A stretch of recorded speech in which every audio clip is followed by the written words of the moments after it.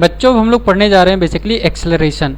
ठीक है, एक्सेलरेशन क्या होता है? Generally rate of change of velocity. ठीक है, rate of change of velocity. तो rate of change of velocity that means कि पहले हमें वेलोसिटी के बारे में कुछ इन्फॉर्मेशन होनी चाहिए कि भाई वेलोसिटी के पास क्या होता है। तो देखो वेलोसिटी जनरली क्या है बच्चों, वेक्टर क्वांटिटी है। तो वेलोसिटी के पास मैग्नीट्यूड भी होगा एंड डायरेक्शन भी होगा। क्या क्या होगा? मैग्नीट्यूड होगा एंड डायरेक्शन होगा, एंड डायरेक्शन होगा बच्चों।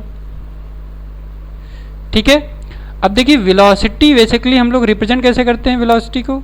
v वेक्टर से। ठीक है, इसके पास मैग्नीट्यूड भी है और डायरेक्शन भी है। तो अगर किसी ने पूछा भाई एक्सेलरेशन किस वजह से आ सकता है, तो हम बोल सकते हैं यार वेलोसिटी के पास तो दो चीज़ है, मैग्नीट्यूड भी है और डायरेक्शन भी है। यानी कि अगर इन दोनों में से किसी में भी चेंज हुआ तो पक्का एक्सेलरेशन होगा, या दोनों में अगर हो गया तो और अच्छी बात है। तो अच्छा, तो एक्सेलरेशन दो तरह का आएगा, है ना।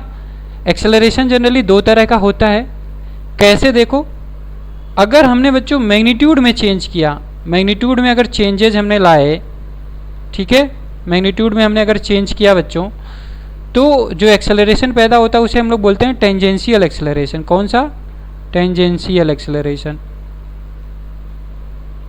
ठीक है बच्चों, टेंजेंशियल एक्सेलरेशन इसे हम लोग बोलते हैं। और इसको रिप्रेजेंट करते हैं बच्चों AT से, ऐसे। ठीक है ना, इसे बोलते हैं टेंजेंशियल एक्सेलरेशन। किस वजह से आता है? जब वेलोसिटी के मैग्नीट्यूड में परिवर्तन होता है। सेकेंड क्या है बच्चों? अगर हम डायरेक्शन में चेंज कर दें। किस में? डायरेक्शन में। अगर डायरेक्शन हमारा चेंज हो रहा है, ठीक है बच्चों, तो डायरेक्शन में परिवर्तन होने की वजह से जो एक्सेलरेशन पैदा होता है उसे हम लोग रेडियल एक्सेलरेशन या सेंट्रीपिटल एक्सेलरेशन के नाम से जानते हैं। तो हम लोग रेडियल एक्सेलरेशन के नाम से इसको जानते हैं बच्चों, रेडियल एक्सेलरेशन। ठीक है, तो हम देख रहे हैं कि अगर हम मैग्नीट्यूड में परिवर्तन कर रहे हैं तो टेंजेंशियल एक्सेलरेशन आ रहा है, डायरेक्शन में चेंज कर रहे हैं बच्चों तो रेडियल एक्सेलरेशन आ रहा है। इसको हम लोग रिप्रेजेंट करते हैं जनरली AR से। ठीक है, यूनिट क्या होता है बच्चों एक्सेलरेशन का? देखो यूनिट क्या हो जाएगा एक्सेलरेशन का? जनरली एक्सेलरेशन है क्या भाई? v2 minus v1 divided by t2 minus t1, या इसको हम लोग क्या लिख सकते हैं? dv बाई dt लिख सकते हैं बच्चों। ठीक है, तो इसका यूनिट जो आता है वो मीटर पर सेकेंड स्क्वायर आ जाता है बच्चों, है ना। किसी ने डायमेंशनल फार्मूला की बात की तो डायमेंशनल क्या हो जाएगा? LT माइनस 2 हो जाएगा बच्चों। तो ये यूनिट और डायमेंशनल फार्मूला हो गया एक्सेलरेशन का। एक्सेलरेशन क्या है? Rate of change of velocity. ठीक है, विथ रिस्पेक्ट टू टाइम। तो ये दो तरह का एक्सेलरेशन है। किसी ने बोला भाई दोनों एक साथ अगर हमारे चेंज हो गए, मैग्नीट्यूड भी चेंज हो रहा है, डायरेक्शन भी चेंज हो रहा है, तो बच्चों उस समय जो एक्सेलरेशन आता है वो ए नेट एक्सेलरेशन उसको हम बोल सकते हैं, या ए बोल दो सिंपली।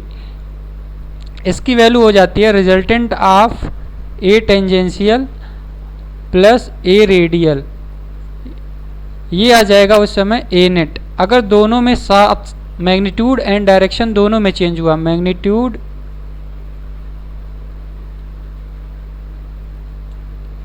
एंड डायरेक्शन दोनों में चेंज हुआ अगर बच्चों, तो नेट एक्सेलरेशन ए टेंजेंशियल प्लस ए रेडियल आएगा। क्लियर? देखते हैं हम लोग एक्सेलरेशन होता कितने तरह का है। तो बच्चों एक्सेलरेशन जनरली दो तरह का होता है, एवरेज और इंस्टेंटेनियस। एवरेज का मतलब होता है सपोज एक ऑब्जेक्ट अगर ए से बी चल रहा है और ए पर ये t1 समय पे था वेलोसिटी v1 के साथ, बी पे बच्चों t2 समय पे था वेलोसिटी v2 के साथ। तो किसी ने बोला भाई एवरेज एक्सेलरेशन बता दो, तो बच्चों एवरेज एक्सेलरेशन क्या हो जाएगा? चेंज इन वेलोसिटी यानी कि v2 minus v1 divided by change in time, change in time. तो इसको हम लोग बच्चों लिख देते हैं delta v by delta T लिख देते हैं, और यूनिट आपको पता ही चल चुका है इसका क्या होता है। ठीक है बच्चों, तो ये होता है एवरेज एक्सेलरेशन, है ना, समझ में आया। ओके, आगे आइए हम लोग पढ़ते हैं इंस्टेंटेनियस एक्सेलरेशन के बारे में बच्चों। तो इंस्टेंटेनियस एक्सेलरेशन क्या होता है? अगर हमारा टाइम इंटरवल बच्चों बहुत छोटा हो, ये नियरली 0 के आसपास हो, जैसे 0.01 हो गया, 0.1 हो गया, 0.001 सेकेंड हो गया, ठीक है बच्चों। तो इस केस में हमारा एवरेज वेलोसिटी, इस केस में हमारा एवरेज एक्सेलरेशन बच्चों कन्वर्ट हो जाता है किसमें? इंस्टेंटेनियस एक्सेलरेशन में। ठीक है, अगर हमारा डेल्टा टी टेंड कर जाए 0 को, इसको कैसे लिखते हैं? लिमिट ले लेते हैं, डेल्टा टी को हम 0 की तरफ टेंड करवा रहे हैं, delta we by delta T हो जाएगा बच्चों यहाँ पे। इसको हम लोग लिखते हैं D we by D T के नाम से, और इस चीज़ को हम लोग बोल देते हैं बच्चों इंस्टेंटेनियस एक्सेलरेशन। कौन सा एक्सेलरेशन? Instantaneous acceleration. ठीक है बच्चों, ग्राफिकली अगर इसको हम लोग समझना चाहें तो मान लो t वर्सेस या v वर्सेस t ग्राफ हमारे पास दिया हो और वो कुछ इस तरह से हो, ठीक है बच्चों, और पूछा जाए कि t1 टाइम पे बताओ इंस्टेंटेनियस एक्सेलरेशन कितना होगा, तो बच्चों t1 टाइम पे हम लोग क्या करेंगे? एक टेंजेंट ड्रॉ कर देंगे, इसके इस तरह से टेंजेंट ड्रॉ कर देंगे, और ये हमारा आ जाएगा बच्चों डी बाई डी टी। यानी कि अगर हम t1 टाइम पे ग्राफ का स्लोप फाइंड आउट कर लें बच्चों, तो हमें इंस्टेंटेनियस एक्सेलरेशन मिल जाएगा। क्लियर है? t1 टाइम पे इंस्टेंटेनियस एक्सेलरेशन निकालने के लिए हम क्या करें? इस ग्राफ का स्लोप फाइंड आउट कर लें t1 टाइम पे। क्लियर है बच्चों? तो हमें इंस्टेंटेनियस एक्सेलरेशन का पता चल जाएगा। क्लियर? तो ये है इसका ग्राफिकल अप्रोच। अब इसमें कुछ और बातें हैं जिसको हम समझते हैं। जैसे मान लो एक्सेलरेशन के बारे में हमने बच्चों लिखा पीछे D we by D T, ठीक है, तो इसको हम लोग क्या कर सकते हैं? इससे इस तरह से मल्टीप्लाई कर दो, D x by D S अगर कर दें हम लोग, तो बच्चों एक्सेलरेशन को हम लोग क्या लिख सकते हैं? V D we by D X लिख सकते हैं बच्चों, ठीक है। और वेलोसिटी v कैसे आया? देखो इसको हम लोग क्या लिख सकते हैं? v लिख सकते हैं बच्चों। तो ये वाला वैल्यू कहाँ से आया? यहाँ से आया, ठीक है बच्चों। तो वेलोसिटी को इस तरह से भी रिप्रेजेंट कर सकते हैं हम लोग, ठीक है। D we by D T की जगह v D we by D X भी लिख सकते हैं बच्चों। एक्सेलरेशन को हम लोग v D we by D X भी लिख सकते हैं। क्लियर हो गया बच्चों? अब थोड़ा सा डायरेक्शन के बारे में पता लगाते हैं कि डायरेक्शन क्या होगा बच्चों। तो देखो एक्सेलरेशन का वैल्यू क्या है बच्चों? D S by D T, sorry D we by D T है, या इसको आप लिख सकते हैं डेल्टा वी बाई, डायरेक्शन के बारे में हम लोग पढ़ रहे हैं अभी, delta we by delta T. That means delta T तो बच्चों या डी टी क्या है? स्केलर क्वांटिटी है। तो एक्सेलरेशन का डायरेक्शन किधर होगा? जिस डायरेक्शन में चेंज इन वेलोसिटी आ रहा होगा, वेलोसिटी वेक्टर के ही डायरेक्शन में हमारा एक्सेलरेशन वेक्टर होगा। यानी कि चेंज इन वेलोसिटी वेक्टर का जो डायरेक्शन होगा वही डायरेक्शन हमारा एक्सेलरेशन वेक्टर का होगा बच्चों। क्लियर है? समझ में आया ये चीज़? ओके, बात होती है एक्सेलरेशन, एक्सेलरेटेड मोशन की और रिटार्डेड मोशन की। तो देखो बच्चों, जब हमारा वेलोसिटी इंक्रीज कर रहा होता है तो इसे हम लोग बोल देते हैं एक्सेलरेटेड मोशन। कौन सा मोशन? एक्सेलरेटेड मोशन बोलते हैं, ठीक है। यहाँ पे जो एक्सेलरेशन होगा इस मोशन को हम लोग बोल देते हैं बच्चों, सॉरी एक्सेलरेटेड मोशन। कौन सा motion? Accelerated motion. Accelerated motion तब जो हमारा वेलोसिटी बच्चों इंक्रीज कर रहा हो, ठीक है। और अगर वेलोसिटी अगर वेलोसिटी हमारा बच्चों डिक्रीज कर रहा होगा, वेलोसिटी हमारा रिड्यूस कर रहा हो, डिक्रीज कर रहा हो, तो एक्सेलरेशन होगा, लेकिन एक्सेलरेशन यहाँ पे क्या होगा, नेगेटिव होगा। और इसको हम लोग बोलते हैं नेगेटिव एक्सेलरेशन या रिटार्डेड मोशन बच्चों, रिटार्डेड मोशन। क्लियर है बच्चों? तो एक्सेलरेशन पॉजिटिव भी हो सकता है, नेगेटिव भी हो सकता है। अगर नेगेटिव है तो रिटार्डेड मोशन कहलाता है। ठीक है बच्चों, क्लियर है बच्चों? हम लोग कुछ करेंगे न्यूमेरिकल इस पे। ठीक है, आइए न्यूमेरिकल्स देखते हैं। अब इसमें डिफरेंट कुछ केसेस हैं। केस देखिए क्या है, when acceleration is given as function of X, that means कि एक्सेलरेशन अगर इस तरह से दिया हो बच्चों, फंक्शन ऑफ एक्स दिया हो इस तरह से, ठीक है। तो फंक्शन ऑफ एक्स दिया हो तो कैलकुलेशंस आपको पूछ सकता है भाई, इसमें वेलोसिटी पूछ सकता है, डिस्प्लेसमेंट पूछ सकता है ना। ये डिपेंड करता है कि सामने वाला जानना क्या चाहता है, यानी कि क्वेश्चन में पूछा क्या गया है। तो चलिए हम इस पर एक क्वेश्चन करते हैं बच्चों। बोला है एक्सेलरेशन की वैल्यू 2x है, एक्सेलरेशन की वैल्यू कितनी है, 2x है।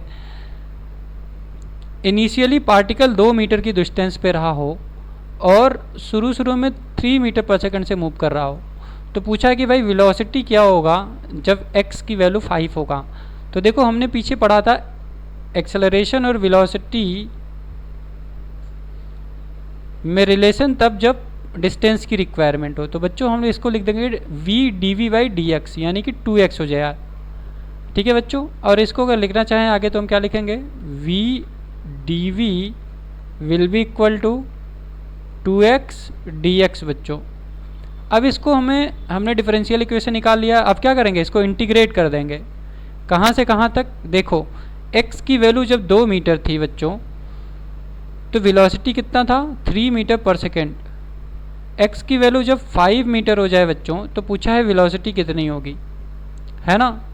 तो देखिए इसको अगर हम लोग इंटीग्रेट करें तो ये आ जाएगा बच्चों v²/2 3 और यहाँ पे v पुट करेंगे, और ये आ जाएगा बच्चों x² और यहाँ पे 2 और 5 पुट कर देंगे। इसको अगर मेंशन करें सही से तो लिखेंगे v² - 9/2 हो गया बच्चों, इज इक्वल्स टू हो जाएगा हमारा 5 का स्क्वायर माइनस 2 का स्क्वायर। तो बच्चों अगर इसको हम लोग सॉल्व करें तो v² will be equal to 21 × 2 + 9 हो जाएगा बच्चों। सॉरी, ये v² हमें लिखना था, हमने वेक्टर लिख दिया यहाँ पे। तो ये v² की वैल्यू है बच्चों। तो ये हो जाएगा v will be equal to √51 metre पर सेकेंड। ठीक है बच्चों, आई होप आपको तरीका समझ में आया होगा। डिफरेंशियल इक्वेशन हमने बनाया, उसके बाद में इंटीग्रेट कर दिया, जो लिमिट दिया था लिमिट की वैल्यू रख दी हमने। ठीक है, इस तरह से हमारा वेलोसिटी आ गया। क्लियर? तो ये पहला एग्जाम्पल था, पहला केस, अगर एक्सेलरेशन हमारा फंक्शन ऑफ पोजीशन दिया हो। ठीक है, अगला केस है बच्चों, बोला है when acceleration is given as a function of velocity, यानी कि एक्सेलरेशन अगर इस तरह से दिया गया हो, फंक्शन ऑफ v दिया गया हो बच्चों। ठीक है, क्वेश्चन में इस तरह से दिया गया हो, तो आप कैसे वैल्यूज फाइंड आउट करेंगे जो पूछा गया है क्वेश्चन में। देखिए यहाँ पहला सवाल है, find out velocity at t = 2 second. बोला है एक्सेलरेशन बराबर v है, टाइम t = 0 पे पोजीशन हमारा 1 मीटर है, वेलोसिटी 1 मीटर पर सेकेंड है। तो देखिए एक्सेलरेशन इज इक्वल टू इन्होंने v दे रखा है बच्चों। एक्सेलरेशन को हम लोग dv/dt लिखते हैं। ठीक है, तो इसको अगर हम लिखें तो ये v हो जाएगा बच्चों, और यहाँ पे हम इसको लिख सकते हैं dv/v,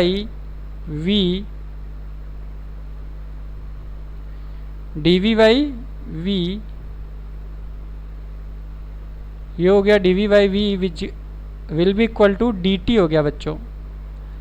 ठीक है, तो इसको अगर हम लोग सॉल्व करेंगे तो इंटीग्रेट करना है बेसिकली dv/v को dt के। ठीक है, अब देखिए टाइम जब 0 हो तो इसके पास वेलोसिटी बच्चों 1 थी। टाइम अगर 2 सेकेंड इन्होंने बोला है तो इसके पास कितनी वेलोसिटी होगी वही पूछ रखा है इन्होंने। तो देखिए इसको अगर इंटीग्रेट करेंगे आप तो ये आ जाएगा ln v 1 रखिए और v रखिए इज इक्वल्स टू ये आ जाएगा बच्चों 2 आ जाएगा, मतलब t आएगा, t के जगह अपर लिमिट रखेंगे 2 माइनस 0 हो जाएगा बच्चों। ठीक है, तो इसको सॉल्व करेंगे अगर हम लोग तो यहाँ पे हमारा आएगा ln v, ln 1 की वैल्यू हो जाती है बच्चों 0 और ये बराबर हो गया हमारा 2। इसमें हम क्या करेंगे एंटी लॉग फिर लेंगे बच्चों, तो एंटी लॉग ले लेंगे तो v की वैल्यू यहाँ पे आ जाएगी हमारी e टू द पावर 2, यानी कि e टू द पावर 2 आ जाएगा बच्चों, ये मीटर पर सेकेंड। ये हो गया वेलोसिटी। ठीक है बच्चों, तो पहला हमारा केस सॉल्व हो गया। समझ में आया ये चीज़? अगला बोला है बच्चों इन्होंने बी वाला केस देखिए। बी में बोला है इन्होंने कि velocity find out its velocity at x is equals to 3 metre. तो देखिए एक्सेलरेशन को हमने पीछे क्या लिखा है, x के रिस्पेक्ट में अगर लिखना होगा तो v into d we by D x, यानी कि velocity gradient will be equal to क्या लिख देंगे बच्चों, v लिख देंगे। v ने v को कट कर दिया, यहाँ पे 1 आया है, इसको यहाँ मल्टीप्लाई करिए तो ये आ जाएगा बच्चों d v is equals to d x. Clear है बच्चों? अब यहाँ से आप लिमिट रख दीजिए। बोला है x की वैल्यू जब 1 मीटर थी तो वेलोसिटी उस समय कितना था बच्चों, 3 मीटर, और जब x की वैल्यू 3 मीटर हो जाएगी तो वेलोसिटी कितनी होगी ये बताना है। ठीक है, तो इसको अगर हम लोग इंटीग्रेट कर देंगे तो ये आ जाएगा v minus 3 will be equal to 3 minus 1। ठीक है बच्चों, इसको सॉल्व करिए। सॉरी, यहाँ पे 3 नहीं दिया गया है, माई मिस्टेक, यहाँ पे वेलोसिटी 1 दिया गया है बच्चों, 1 मीटर पर सेकंड से चल रहा है ये। तो ये हो जाएगा बच्चों 1 मीटर, यह 1 हो जाएगा यहाँ पे, ये आपस में कैंसिल आउट हो जाएगा बच्चों। तो वेलोसिटी की वैल्यू आ जाएगी आपकी 3 मीटर पर सेकेंड। क्लियर है? तो इस तरह से बच्चों हम लोग डिफरेंट फंक्शन दिया हो एक्सेलरेशन का तो हम जो पूछे उसको मेथड ऑफ इंटीग्रेशन और डिफरेंशिएशन यूज करके सोल्यूशन फाइंड आउट कर सकते हैं। और बहुत ही बेसिक चीज़ है ये, जो हमने बेसिक मैथमेटिक्स में अच्छे से पढ़ रखा है। ठीक है बच्चों, आइए आगे बढ़ते हैं। अगला केस है कि जब हमारा एक्सेलरेशन फंक्शन ऑफ टाइम हो बच्चों, यानी कि acceleration as a function of time अगर दिया हो तो क्या करेंगे। तो देखो acceleration as a function of time अगर दिया होगा बच्चों तो हम क्या करेंगे, हमने जितने भी डिफरेंशिएशन किए हैं विथ रिस्पेक्ट टू टाइम ही किए हैं। इन्होंने बोला है t is equals to 0, x की वैल्यू 1 मीटर है और इनिशियल वेलोसिटी क्या है 2 मीटर पर सेकेंड है। तो देखिए acceleration is equals to 2t plus 1। ठीक है बच्चों, इन्होंने पूछा है डिस्प्लेसमेंट जब हमारा t की वैल्यू 3 मीटर हो। तो देखिए हम क्या करेंगे, इसको एक्सेलरेशन को हम लोग लिख सकते हैं D we by D t is equals to 2t plus 1। तो बच्चों इसको हम लोग लिख सकते हैं डिफरेंशियल इक्वेशन के टर्म में d v will be equal to 2t plus 1 d T. ठीक है बच्चों, अब आप यहाँ पे लिमिट रख दीजिए जो भी पूछा गया हो। बोला है इन्होंने कि समय की वैल्यू जब 0 थी तो स्पीड या वेलोसिटी इसकी कितनी थी बच्चों, 2 मीटर पर सेकेंड थी। अब समय की वैल्यू यहाँ हम क्या रख देंगे t, तो वेलोसिटी निकाल लीजिए। तो वेलोसिटी अगर हम इसको कैलकुलेट करेंगे बच्चों तो ये आएगा v minus 2 will be equal to ये आ जाएगा t स्क्वायर बच्चों प्लस t। ठीक है, अब लिमिट यहाँ पे रख देंगे तो इसको हम लोग लिख सकते हैं बच्चों velocity is equals to t square plus t plus 2। ये बच्चों वेलोसिटी की वैल्यू आ गई। लेकिन आपको चलना कहाँ तक है, डिस्प्लेसमेंट तक। तो हम लोग इसको क्या लिख सकते हैं, फर्स्ट इक्वेशन मान लो इसको, फर्स्ट इक्वेशन को हम लोग लिख सकते हैं d x by D t is equals to t square plus t plus 2। ठीक है बच्चों, तो dx की वैल्यू हम क्या लिख सकते हैं यहाँ से, T square plus t plus 2 into D T बच्चों लिख सकते हैं। अब देखिए फिर से डिफरेंशियल इक्वेशन बन गया। अब हम फिर से यहाँ पे लिमिट रखेंगे बच्चों। देखिए x की वैल्यू 1 थी जब हमारा समय था 0, तो जब ये समय 0 था तो x की वैल्यू बच्चों 1 थी। अब बोला है कि समय जब 3 सेकेंड हो, यहाँ पे 3 रख दीजिए, तो x की वैल्यू बताइए कितना होगा। तो इसको हम सॉल्व करेंगे बच्चों, तो ये x माइनस 1 आएगा, इक्वल टू आएगा बच्चों, ये कितना है हमारा, ये हो जाएगा T cube by 3 plus T square by 2 plus 2 into T हो जाएगा बच्चों। अब आप वेरिएबल रख दीजिए, वैल्यूज रख दीजिए 0 to 3। इसको अगर सॉल्व करेंगे आप तो ये आएगा, ये 9 आ जाएगा, 3 का क्यूब डिवाइडेड बाई 3, तो बच्चों ये 27 डिवाइडेड बाई 3 आएगा 9, प्लस 9 बाई 2 हो जाएगा बच्चों, 9 बाई 2, ये हो जाएगा 9 बाई 2 प्लस 2 इंटू 3 बच्चों ये हो जाएगा 6। ठीक है, इसको सॉल्व करेंगे आप तो ये आएगा 4.5, और इसको जब यहाँ से लिखेंगे आप तो आएगा ये 19.5। तो x की वैल्यू जनरली बच्चों 3 सेकंड पे हो जाएगी हमारी 20.5 मीटर, बट ये 3 सेकंड में चला गया टोटल डिस्टेंस है। शुरू में पार्टिकल 1 मीटर की डिस्टेंस पे पहले से ही खड़ा था ओरिजिन से। ठीक है, और ये ओरिजिन से 20.5 मीटर आया है। देखिए यहाँ से 0 to 3 इंटीग्रेट किया गया है समय।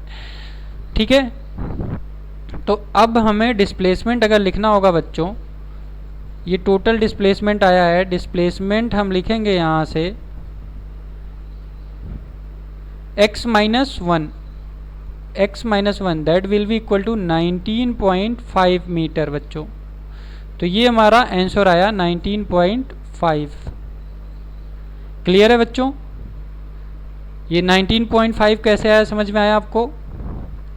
बहुत ही मज़ेदार कॉन्सेप्ट है। एज इट इज़ जैसे जैसे बताया ऐसे ऐसे समझते जाएंगे, सारे क्वेश्चंस आपसे बनते जाएंगे बहुत ही आराम से। ठीक है, अब अगला क्वेश्चन करते हैं बच्चों। नेक्स्ट क्वेश्चन दिया गया है 4 नंबर का क्वेश्चन, कि किसी एक इंस्टेंट पे हमने देखा कि velocity and acceleration of particle moving along a straight line are v and a. तो स्पीड ऑफ द पार्टिकल अगर इंक्रीज कर रहा हो तो बताइए एक्सेलरेशन और वेलोसिटी कैसे होंगे।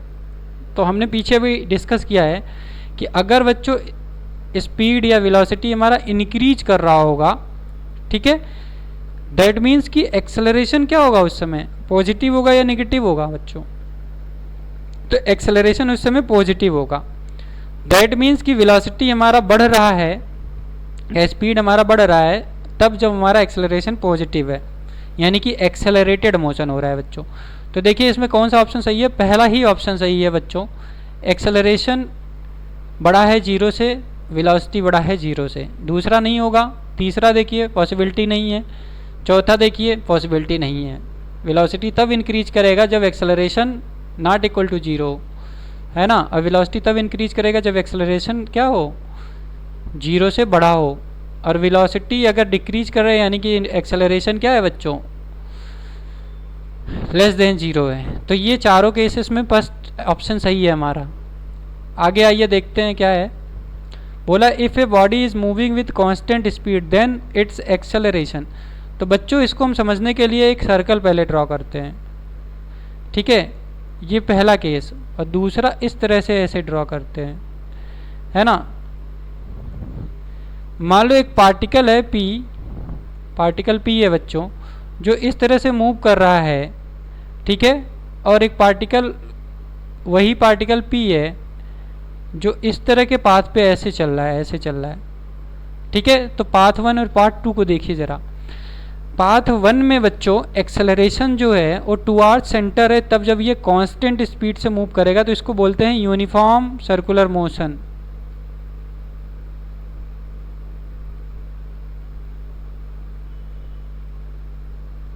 सर्कुलर मोशन बच्चों,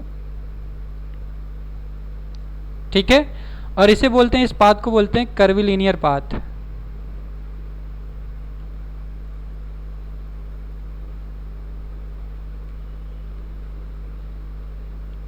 कर्विलिनियर पाथ या कर्विलिनियर मोशन, ठीक है बच्चों।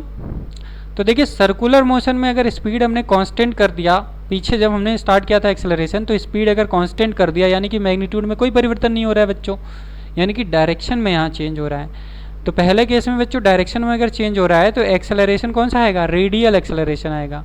और रेडियल एक्सेलरेशन का जो डायरेक्शन होता है टुवार्ड्स सेंटर होता है हमेशा, ठीक है। तो डायरेक्शन यहाँ फिक्स हो गया और मैग्नीट्यूड भी हमारा क्या हुआ, एक्चुअली डायरेक्शन फिक्स नहीं है, डायरेक्शन टुवार्ड्स द सेंटर यहाँ है तो इस तरह से होगा, पार्टिकल यहाँ पहुँच जाएगा तो इस तरह से होगा। तो डायरेक्शन जब यहाँ पे इस तरह से मूव कर रहा है, जब यहाँ पे इस तरह से मूव कर रहा है, तो ये वेलोसिटी वेक्टर जब इधर हो और जब इधर हो तो ये जो एक्सेलरेशन होगा रेडियल एक्सेलरेशन अपना डायरेक्शन ऐसे चेंज करता जाएगा बच्चों, है ना, लेकिन टुवार्ड्स सेंटर बना रहेगा। लेकिन इसका मैग्नीट्यूड जो आएगा बच्चों रेडियल एक्सेलरेशन का वो कांस्टेंट होगा, वो फिक्स होगा, उसमें कोई परिवर्तन नहीं है, ठीक है। तो देख लीजिए पहला ऑप्शन इसमें दिया है मस्ट बी जीरो, एक्सेलरेशन में बी वेरिएबल, में बी यूनिफॉर्म। तो देखो एक बात तो समझ में आ गया कि जब हमारा यूनिफॉर्म सर्कुलर मोशन होगा तो एक्सेलरेशन का जो वैल्यू है बच्चों क्या होगा, कांस्टेंट होगा, उसमें कोई परिवर्तन नहीं होगा। डायरेक्शन चेंज होगा लेकिन मैग्नीट्यूड बच्चों फिक्स होगा। Clear, okay. सेकेंड केस ज़रा देख लीजिए आप। सेकेंड केस में बच्चों क्या हो रहा है कि डायरेक्शन हमेशा चेंज होता रहा है, एक्सेलरेशन का भी डायरेक्शन कभी ऊपर कभी नीचे कभी इधर उधर हो रहा है, ठीक है। तो ये दो ऐसे एग्जाम्पल है जहाँ पे एक्सेलरेशन अगर वेलोसिटी यानी कि स्पीड का मैग्नीट्यूड हमने सेम रख दिया, कांस्टेंट स्पीड रख दिया, तो वेलोसिटी का वैल्यू हमारा चेंज हो रहा है। और देखिए यहाँ पे यूनिफॉर्म शब्द लिख दिया गया है, यूनिफॉर्म लिख दिया गया है, एक्सेलरेशन यूनिफॉर्म होगा लेकिन डायरेक्शन में परिवर्तन होता रहेगा बच्चों। तो अगर डायरेक्शन में भी चेंज आ रहा है तो हम बोल सकते हैं कि भाई वेरी भी कर सकता है एक्सेलरेशन हमारा, ठीक है बच्चों। क्या हो सकता है, एक्सेलरेशन वेरी कर सकता है, ठीक है। समझ में आया। तो कौन सा ऑप्शन इस सवाल का सही है, फोर्थ ऑप्शन करेक्ट है, दूसरा और तीसरा ऑप्शन सही हो सकता है या सही है, ठीक है। May be uniform may be variable हो सकता है, दोनों केसेस वैलिड है, ठीक है बच्चों, ओके। अब आइए जरा क्वेश्चन नंबर 6 को देखते हैं हम लोग। क्वेश्चन नंबर 6 में क्या मेंशन किया गया बच्चों, when the velocity of a body is variable, velocity variable है अगर बढ़ रहा है बच्चों, ठीक है, फिक्स नहीं है, कांस्टेंट नहीं है, तो देखो कौन सा ऑप्शन सही होगा, इट्स स्पीड में बी कांस्टेंट। तो ये स्पीड में भी कांस्टेंट हो सकता है अगर velocity of a body is variable है, घट रहा है बढ़ रहा है, वेरिएबल होने का मतलब मैग्नीट्यूड भी चेंज हो रहा है, तो वेलोसिटी में भी कांस्टेंट, स्पीड में भी कांस्टेंट, ये बिल्कुल गलत जवाब हो सकता है, ठीक है। इट्स एक्सेलरेशन में भी constant, okay okay okay okay, सही है सही है, हमने सिर्फ और सिर्फ दूसरे तरह के मोशन को ट्रीट कर लिया।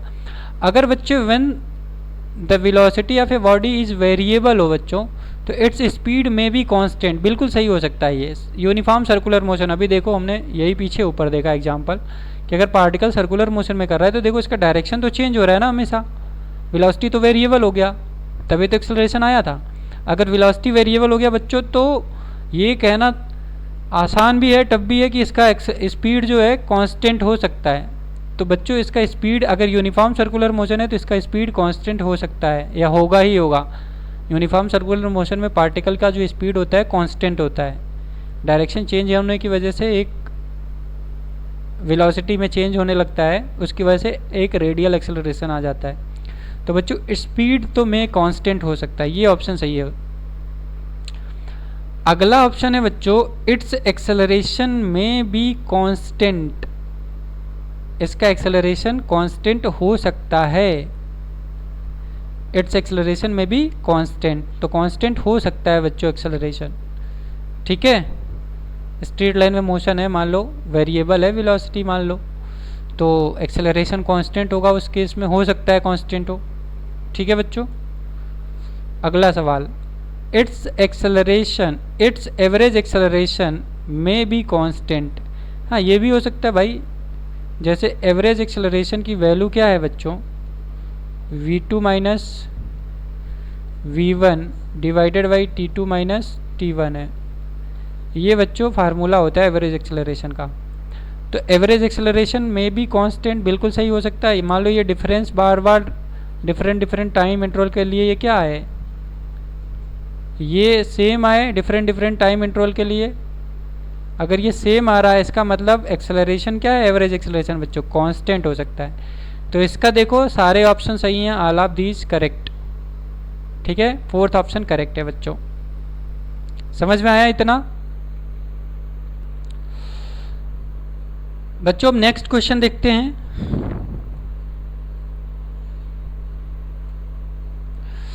देखो दिया है कि अगर हमारा डिस्प्लेसमेंट ऑफ पार्टिकल कुछ इस तरह से हो तो इन चारों में से कौन सा ऑप्शन सही है।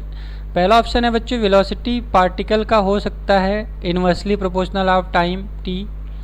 बोला है वेलोसिटी ऑफ पार्टिकल हो सकता है प्रोपोर्शनल t स्क्वायर के। वेलोसिटी ऑफ पार्टिकल प्रोपोर्शनल हो सकता है स्क्वायर रूट t के, है ना, हो सकता है मतलब है। Particle moves with constant acceleration. तो बच्चों ऐसे सवालों के लिए क्या करते हैं हम, देखिए सबसे पहले क्या करेंगे, इक्वेशन यहाँ पे ऐसे नोट करेंगे, t+7 है। अब हम क्या करें बच्चों, पूरे इक्वेशन को स्क्वायर ले लें, अगर दोनों तरफ स्क्वायर ले लें तो ये हो जाएगा x और ये हो जाएगा बच्चों t square plus 14t plus 49 हो जाएगा बच्चों, क्लियर है। अब हम क्या करें, पूरा इक्वेशन जो भी है उसको दो बार डिफरेंशिएट कर दें, जैसा कि हमने पीछे देखा है। तो dx/dt अगर कर दें बच्चों तो ये हमारा आ जाएगा 2t प्लस 14। तो अगर यहाँ से हम लोग एक कंक्लूजन निकालना चाहें तो वेलोसिटी बच्चों यहाँ पे हमारा प्रोपोर्शनल हो रहा है टाइम के, तो इसको मान लो फर्स्ट इक्वेशन, ठीक है। सिमिलरली अगर इस इक्वेशन को हम लोग एक बार और डिफरेंशिएट किए, d2x/dt स्क्वायर अगर कर दिए तो ये बच्चों आ जाएगा हमारा 2। दैट मीन्स कि एक्सेलरेशन हमारा कितना आ गया बच्चों, 2 मीटर पर सेकेंड स्क्वायर, ठीक है बच्चों। ये हमने बोल दिया, ये हमारा सेकेंड इक्वेशन है। तो देखिए अब चारों ऑप्शंस चेक कर लेते हैं।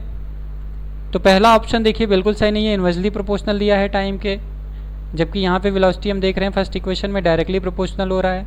सेकंड बोला है कि टी स्क्वायर के प्रोपोर्शनल है वेलोसिटी, बिल्कुल गलत। थर्ड बोला है कि स्क्वायर रूट टी के प्रोपोर्शनल है, बिल्कुल गलत। फोर्थ ऑप्शन सही है, देखो बोला है कि एक्सेलरेशन क्या है, कांस्टेंट है। एक्सेलरेशन देखिए यहाँ पे 2 मीटर पर सेकंड स्क्वायर दिया है, तो एक्सेलरेशन कांस्टेंट है, इसलिए हमारा फोर्थ ऑप्शन सही है, ठीक है बच्चों।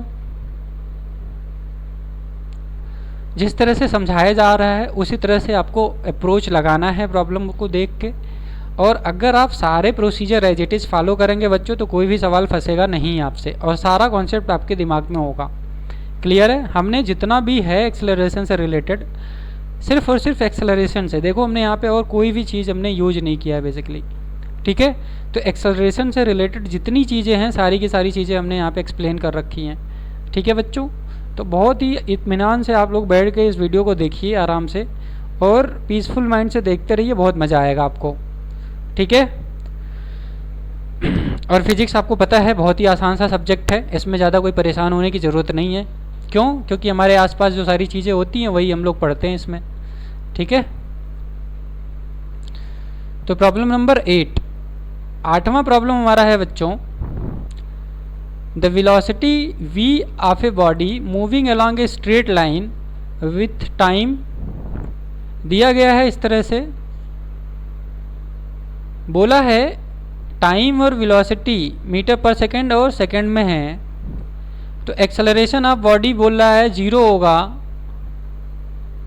किस टाइम पर, ठीक है बच्चों, तो देखिए हम लोग क्या करेंगे, इसको एक बार डिफरेंशिएट करेंगे। तो वेलोसिटी का पहले इक्वेशन लिख लीजिए, 2t² into e to the power minus t है बच्चों। तो इसको मान लीजिए फर्स्ट फंक्शन और इसको मान लीजिए सेकेंड फंक्शन। तो इसको आप लोग डिफरेंशिएट कर दीजिए एक बार एक्सेलरेशन निकालने के लिए। तो ये हो गया बच्चों एक्सेलरेशन इज इक्वल्स टू आएगा बच्चों, अगर हमने सेकेंड को एज इट इज़ लिख दिया ऐसे यहाँ पे, तो फर्स्ट का डिफरेंशिएशन बच्चों आ जाएगा 4t, ठीक है, प्लस अगर हमने फर्स्ट को एज इट इज़ लिख दिया बच्चों, सेकेंड को डिफरेंशिएट किया तो ये आ जाएगा minus e to the power minus t. तो बोला है देखो अगर जीरो हमारा है एक्सेलरेशन तो किस समय पे है, तो इसकी वैल्यू हम क्या यहाँ पे रख दें, जीरो रख दें बच्चों। तो जीरो रख देंगे तो ये क्या हो जाएगा 4t e to the power minus t minus 2t² e to the power minus T.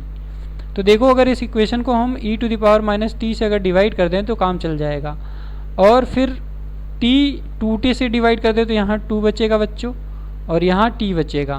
Clear है? तो 2 माइनस टी की वैल्यू बच्चों कितनी आ रही है, 0 आ रही है। ठीक है, दैट मीन्स कि t की वैल्यू कितनी आई बच्चों, 2 सेकेंड आ गई। क्लियर है बच्चों? तो इसका आंसर कौन सा सही है, सेकेंड ऑप्शन इज करेक्ट। ठीक है बच्चों, अगला सवाल देखिए क्या दिया गया है। बोला है कि वेलोसिटी जो है वो डिपेंड कर रहा है टाइम पे इस तरह से। तो बॉडी इज अंडरगोज, अब देखिए इसमें बताना है कि यूनिफॉर्म एक्सेलरेशन है, यूनिफॉर्म रिटार्डेशन है, नॉन यूनिफॉर्म एक्सेलरेशन या जीरो एक्सेलरेशन है। तो सबसे पहले हम क्या करेंगे, इस इक्वेशन को डिफरेंशिएट कर दीजिए एक बार, इस तरह से कर दीजिए आप। तो बच्चों ये आएगा 2t/10 प्लस 0 और ये आ जाएगा 5 यहाँ पे। तो बच्चों हमारा एक्सेलरेशन जो आया है t/5 आ गया। यहाँ से हम देख रहे हैं कि अगर प्रोपोर्शनल इसको बनाएं तो एक्सेलरेशन डायरेक्टली प्रोपोर्शनल हो रहा है बच्चों टाइम के। ठीक है, तो फर्स्ट इक्वेशन के बिहाफ पे हम बोल सकते हैं भैया एक्सेलरेशन हमारा नॉन वेरिएबल मतलब नॉन यूनिफॉर्म एक्सेलरेशन है, क्योंकि टाइम जैसे चेंज होगा एक्सेलरेशन की वैल्यू चेंज हो जाएगी। और एक्सेलरेशन कुछ इस तरह से चेंज हो रहा है, स्ट्रेट लाइन जा रहा है, ये एक्सेलरेशन है बच्चों, ये टाइम है, एक्सेलरेशन इस तरह से ऐसे जा रहा है, ये ओरिजिन है ना। तो एक्सेलरेशन प्रोपोर्शनल है टाइम के, स्ट्रेट लाइन का फॉर्मेशन हो रहा है एक्सेलरेशन वैसे टाइम ग्राफ में। और मोशन हमारा बच्चों नॉन यूनिफॉर्म मोशन है, नॉन यूनिफॉर्म एक्सेलरेटेड मोशन है। क्लियर है बच्चों? आइए आगे देखते हैं।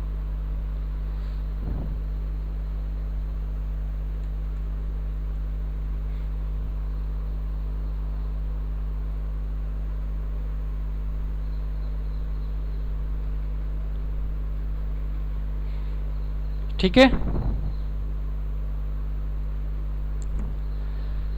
अब देखिए क्या यहाँ पे दिया है, 10 नंबर प्रॉब्लम में बोला है बच्चों हमारा डिस्प्लेसमेंट 40² माइनस 12t दिया गया है ना, जहाँ पे टाइम सेकंड में और v मीटर पर सेकंड में। तो एक्सेलरेशन बताना है आपको पार्टिकल का। तो बच्चों सीधा सीधा इसको 2 बार अगर हम लोग डिफरेंशिएट कर दें, dx/dt कर दें तो हमारा काम चल जाएगा। तो ये आ जाएगा 8t माइनस 12, फिर एक बार इसको अगर हम लोग डिफरेंशिएट कर दिए बच्चों तो हमें मिल जाएगा कितना, एक्सेलरेशन मिल जाएगा। और एक्सेलरेशन की वैल्यू बच्चों कितनी आ गई, 8 मीटर पर सेकंड स्क्वायर। ठीक है बच्चों, तो हमारा ऑप्शन कौन सा सही हुआ, सेकंड ऑप्शन इज करेक्ट। ठीक है बच्चों, तो हमने एक्सेलरेशन को बेसिकली बहुत अच्छे से समझ लिया, पढ़ लिया है एज इट इज़। जैसे भी हमने सारे एग्जांपल्स दिए हैं आपको एग्जैक्टली वैसे अप्रोच लगाना है, तो कोई भी प्रॉब्लम आपका फंसेगा नहीं। ठीक है बच्चों।